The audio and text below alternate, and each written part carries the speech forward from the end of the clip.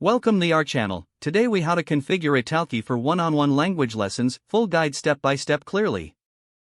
To get started, visit the italki website and create an account if you don't have one.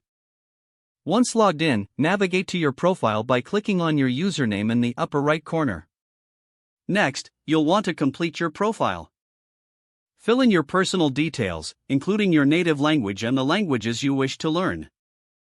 Adding a profile picture helps create a more personal connection.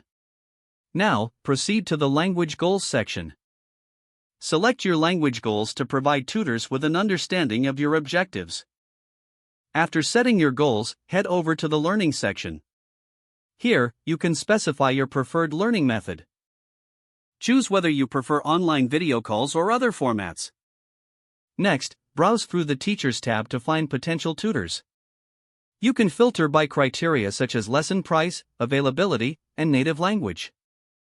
When you find a tutor you like, click on their profile to see more information.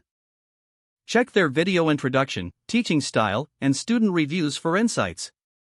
Once you've selected a tutor, you can book a lesson by clicking the Book a Lesson button. Choose the date and time that works best for you.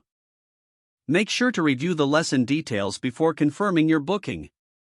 After you book your lesson, you'll receive a confirmation notification. On the day of your lesson, log into italki a few minutes early. Once you're connected with your tutor, start your language learning journey.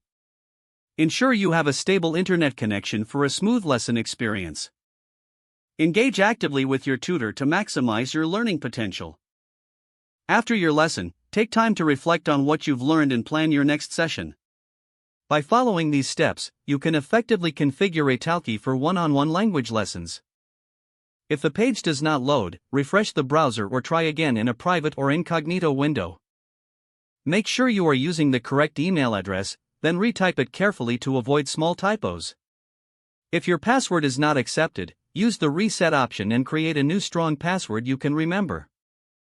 Check your spam folder for verification or security emails, then complete any requested confirmation steps.